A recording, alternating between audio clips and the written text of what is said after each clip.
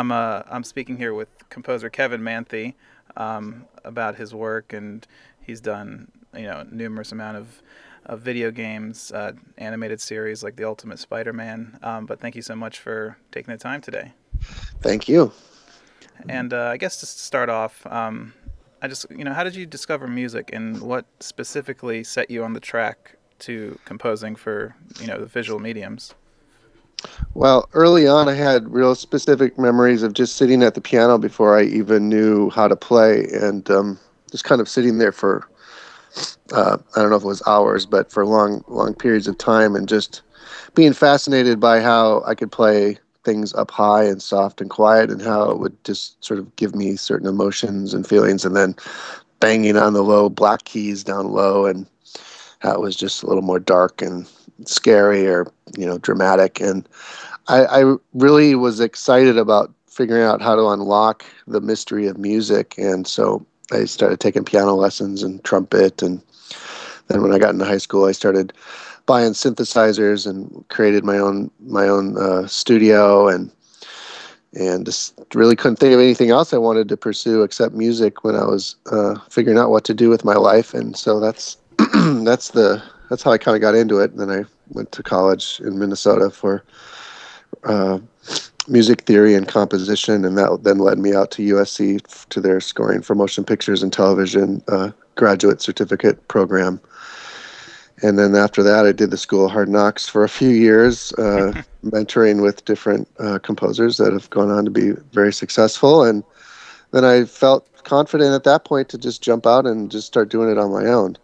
So it's just, composing is just getting into composing is a series of lots of baby steps for me, at least. Just there wasn't one big dramatic thing that happened. It was just like a very nice, long evolution of thought and desires kind of turning into reality.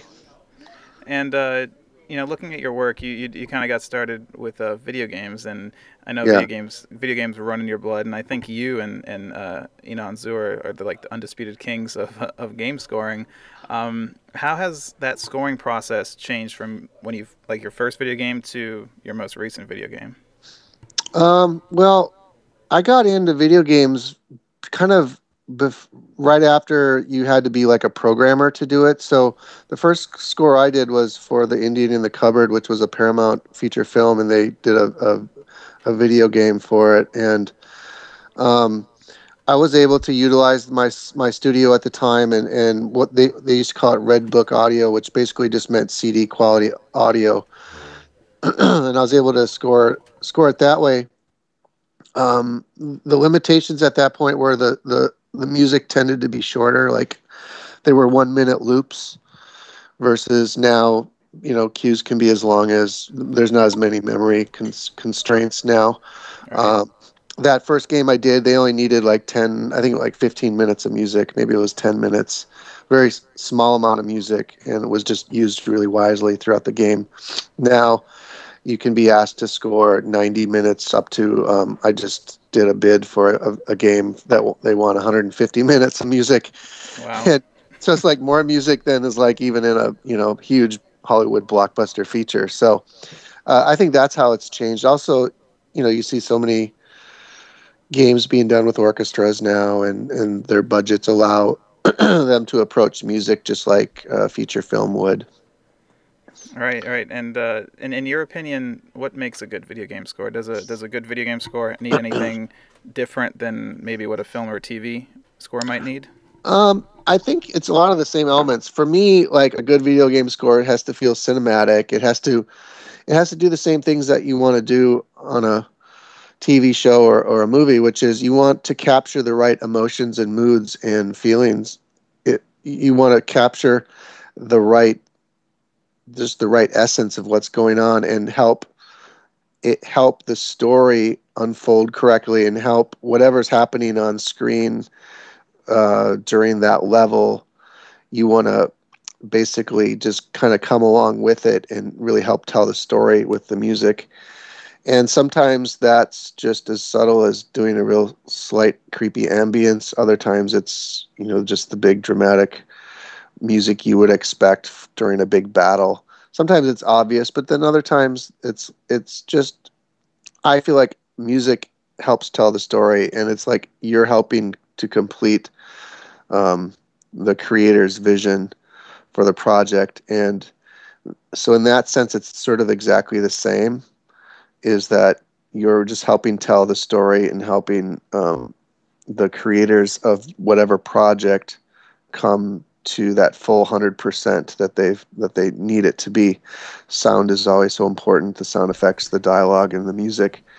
You just mute anything that you're looking at or playing, and it's just amazing how quickly it just shrinks. It's Mm-hmm. like you're watching it, but it literally just somehow it shrinks down to, it's almost as though that 50-inch plasma turns into like a 1 inch by 1 inch. When you don't hear the sound, it's you're missing half of what's going on. So Oh yeah. yeah, so I guess there's the similarities are that you're just really helping the creators tell the story. The differences are there's just some technical things with games. Generally, your music loops, so you have to understand just how that works and understand that people will be hearing the music over and over and over. So you may not be as thematic because you realize that the certain player is going to be hearing that music over and over. And so if you like have this certain theme for a game, and every single cue you write, you put that theme in there, people are going to be like pulling their hair out, you know. I've been So there, yeah. so your music can so I like to through compose. Basically it means just write really brand new material for each track in game music. I do that a bit more than like, let's say, a episode of Generator Rex or Ultimate Spider-Man. I can bring back some themes that I had earlier on in the episode, bring them back later on. I can literally just copy and paste them and then just do some slight additions to it. And that works great because people are going to watch it once, twice, maybe three times. But if I did that same thing in a game, those people would be hearing that over and over and over, and then when I go to the next spot where I used it again, they'd be hearing it over and over and over. And maybe sometimes that would work, but so that's definitely something that's different. And you've also done a lot of tie-in games, like Tron Evolution and Kung Fu Panda. And I've talked to several other composers who've done those, and Hmm. they're from these big franchises and big films that have such a identifiable music stamp. Yeah. Is it hard to put your own personal voice on a franchise when most people associate it with something like Tron, like Daft Punk? Right. Well, like Tron. Basically, every game that is a movie license thing, my score is done before the movie comes out, and usually my score is done the movie before the movie composer even actually starts writing the music. Wow, I didn't know that. Well, because think of it, because the day, like about 2 to 3 weeks before the movie comes out, the game is literally on the shelves, Hmm. and post production for movies really goes up to the last minute. So Right. if a movie comes out July 1st, they might be doing the final mix like maybe 3 weeks before then. I'm just guessing, and the composer is probably composing up to the very last minute and then doing his recording sessions and everything. So he's just a few months before that. And so literally about the time I'm more than done, the composer's probably starting. Now I'm sure there's been some tie-ins, like I know there's been some tie-ins with like the Transformers and other projects where the composer that did the music on the film also does the video game. Hmm. So they've got to figure that out. And a lot of times the composer would have to start the video game first, which seems a little different, you know. Yeah, yeah. So I don't really worry about it. I mean, for Kung Fu Panda, it's just like it's fun. It's Asian inspired cinematic music, and I did this Shaolin Showdown series for Warner Brothers Animation. Did like 56 episodes, and I just was writing, full on Asian inspired music for that Hmm. for like 3 seasons. So I'm pretty versed in those styles. So it was just kind of a fun, for me, it was just enjoyable to get back into writing in those styles again. Right. So yeah. I mean, that's cool. That I had no idea. But also, there's another, like, say, like, look at a video game that is, and I've talked to composers where they're like, where I guess they've come in after the movies come out, or they do something that's later, and they're not allowed to touch the original score from the film. Uh-huh. Like, is there a bunch of legal issues between that? Well, yeah, generally I would, yeah, even that's really interesting because even when I've worked on a property like Shaolin Showdown, they did a video game. Hmm. And because it was Konami who did the game and there was Warner Brothers Animation, when I went and scored the music for Shaolin Showdown video game, I actually didn't use any of my themes from animation because just legally it was just simpler and easier for me to just do music inspired by. So I was, in a way, I was kind of ripping myself off.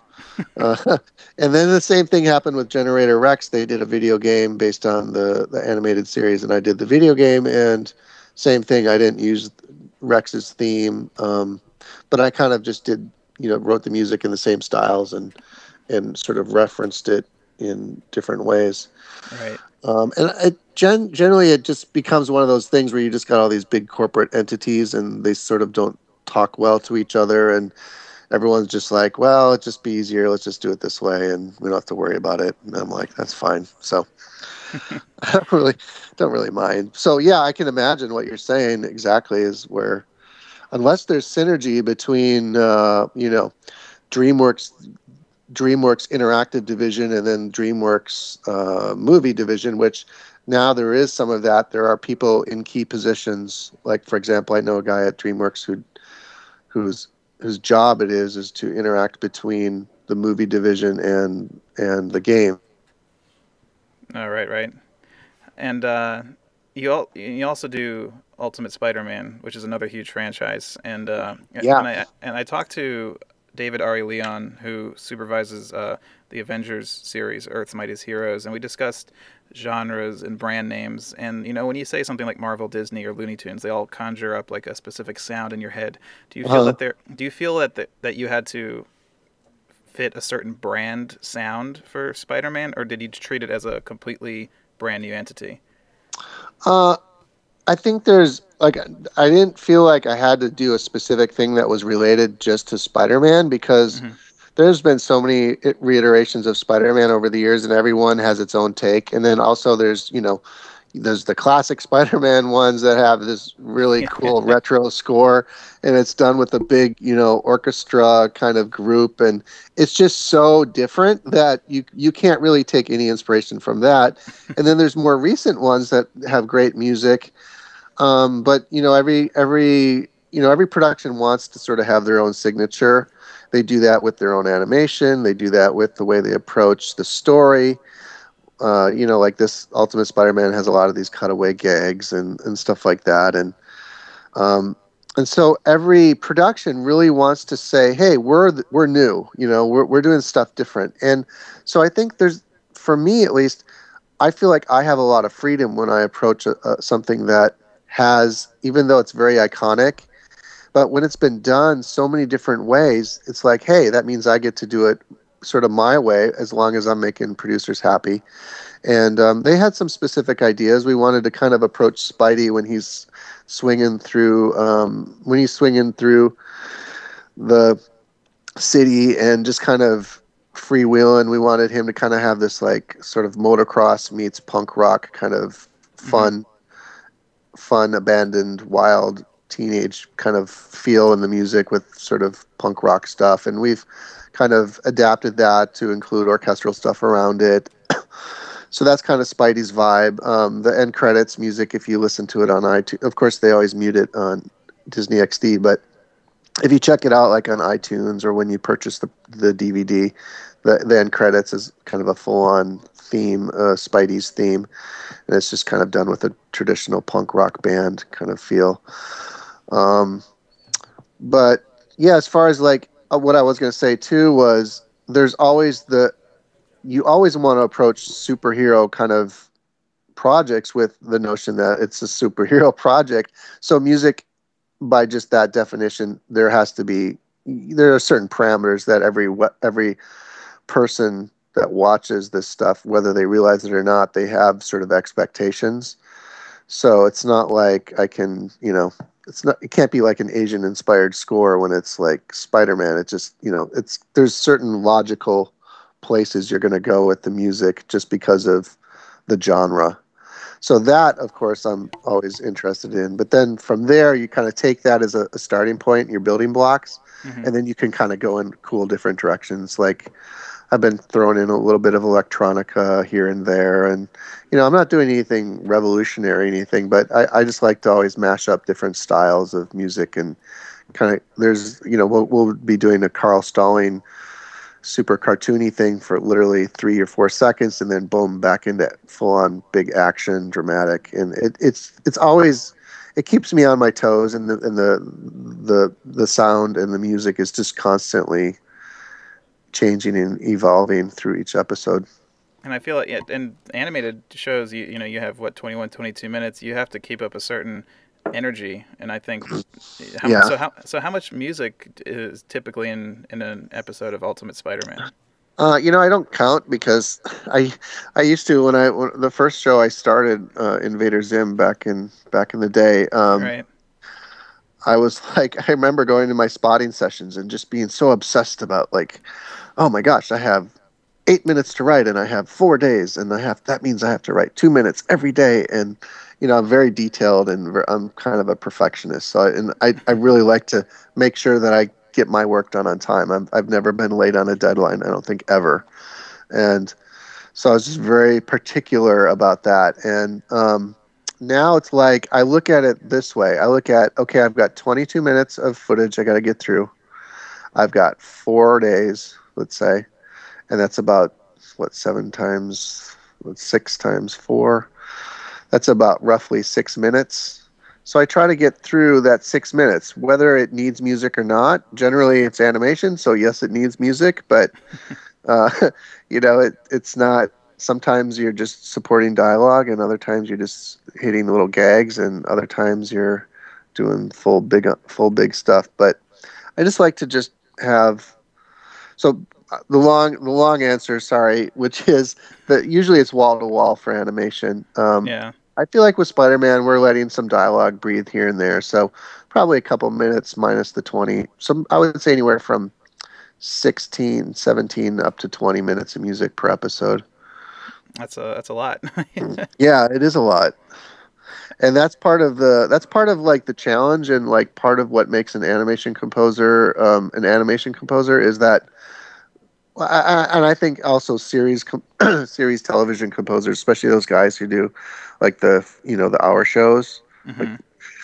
like Cal Sean is it Callery or Yeah, Sean Callery yeah. did 24, and Yeah, like I always just would be thinking about him, like when I'm watching the show, just like imagining like him and maybe his team like just burning through like 45 minutes of music like in a week.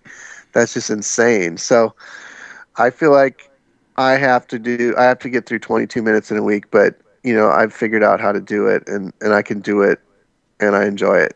Um, but that's the challenge, is to write really cool music and write it quickly. And basically, I don't sit and go back on ideas. Usually, I first idea is what I go with, and you just make those decisions quickly and work fast and work hard and kind of enjoy it along the way as much as you can. you were talking about schedules. So for an animated series, do you have 1 week? Is it every week is a new episode? How long does it take to animate usually a full episode?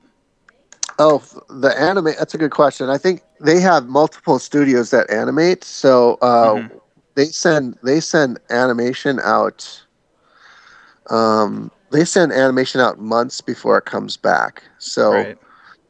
and they probably each animation studio might have a couple teams. So one team might get 4 or 6 weeks to. I'm just guessing. They'll get a good chunk of time to do that, because really it's just a ton of work for the animation teams. But then once it all comes back and it's post production time, we technically get 2 weeks for each show, but they're piggybacking. So it's like I start a show one week, and during that same week, I'm sort of quote unquote finishing the last episode, or Hmm. getting it ready for the mix. So when you look at it, it's like I have 2 weeks. I don't, but I can really only give it one week, because the following week I have to start the next one. So while you're working on one, you're also then addressing that same week. You'd probably have to address notes from the last one, and then get your session files ready for the mix, and then submit the music for the mix. So So it's a constant. So you kind of get when you get in the flow of things. It I guess it yeah, gets you're kind of easier. juggling a couple things. But like this last fall, I was doing Generator Rex at the same time as Spider-Man, so I was actually doing two shows. So your And head must have exploded. so then I was yeah, so I was probably composing 3 days on each. So it'd be like 6 days. So then my goals for how much music to write in a day would go up to almost 8 minutes, 7.5, 8 minutes. And Uh, how many hours do you put in a day? well, I would say like between 8 and 10. And Mm-hmm. then I have the way I would do it is for both of those shows, I'd have a guitarist do guitar and bass work at his studio. And then he would, so I would write for all the guitar. I would send him temporary tracks, call them temp tracks. Mm-hmm. And he would have the video of the episode, and he would bring up he'd have his own session file. I would send him a file, and then he'd bring it up and he'd play all the guitars, and then he'd send me back like 8 or 9 audio tracks, stereo audio tracks of all the guitar and bass. So then I would have someone who would come in, who would do orchestration. We call it synthestration because it's really not orchestration, because you're sitting in the studio with synthesizers around you, and you're orchestrating the synthesizers. So basically, you would just kind of help. One way I could write faster was sometimes I could just give specific notes to the orchestrator or the synthestrator on what to do in specific situations, like make this section bigger, with add brass here, take the strings and put them in the brass, add timpani, stuff like that. Um, clean up my sloppy drum beats that I put in.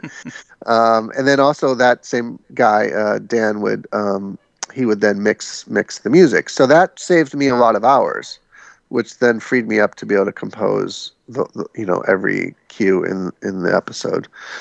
And then we did that same approach for Spider-Man. Wow. Well, I mean, it's good. You're doing great work, and you're part of this whole Thanks. Marvel universe, and now with Avengers coming out the movie, and everyone is really getting into it. So it's a Yeah. big group of people working Yeah. for. So, and Yeah. you're definitely contributing to the sound of it. So it's great, and your Thanks. video game music is terrific too. I love it. But I guess to wrap things up, I always like to ask composers if you could compose any film ever made with no disrespect to the original composer, Uh-huh. which film would you choose? Does it have to be a film? Could it be like a TV show? Oh yeah, TV show, game, whatever you want. Um, well, growing up, my dad would like watch like the '70s shows, like Streets of San Francisco and stuff like that. Hmm. And I like in my shows, I always like to just play around with funk and stuff. Hmm. And I'm not like super awesome keyboard player or anything, but I really love playing the clav and the Rhodes piano, and like coming up with bass funk lines and wah wah guitar and all that stuff. And sometimes I think like maybe I was born like a couple 20 years too late or something. And I thought it would be super awesome to like score the music for like the Streets of San Francisco or Starsky and Hutch, That's because a good answer. I love watching those shows, and I really like the music. And like it's got a dated sound, but only in a super cool kind of way. Versus like when you watch maybe the original Spider-Man or something, it's got kind of a dated, kind of kitschy kind of sound, and it's fun, but it's not super cool. But when you listen to those, when you listen to those scores from the '70s, I think they're really cool. Oh, the whole jazzy feel, the funky feel, and just Yeah, just yeah. and those guys are so awesome because they got to have recording sessions every week with 30 to 50 players, and they would just record it live right to tape, and boom, I think they mixed it right on the fly. And there are some television shows now that get to record with orchestra and stuff, but the days of recording animation TV series are there's a few that do it, but it's really far and few in between. So I don't want to end on a downer note, but Well, I yeah, mean, there are a few keeping it alive. yeah. So Starsky and Hutch, that's my answer. Alrighty, that's a good one. Kevin, thank you so much. It was a real pleasure, and hopefully we get to do it again sometime.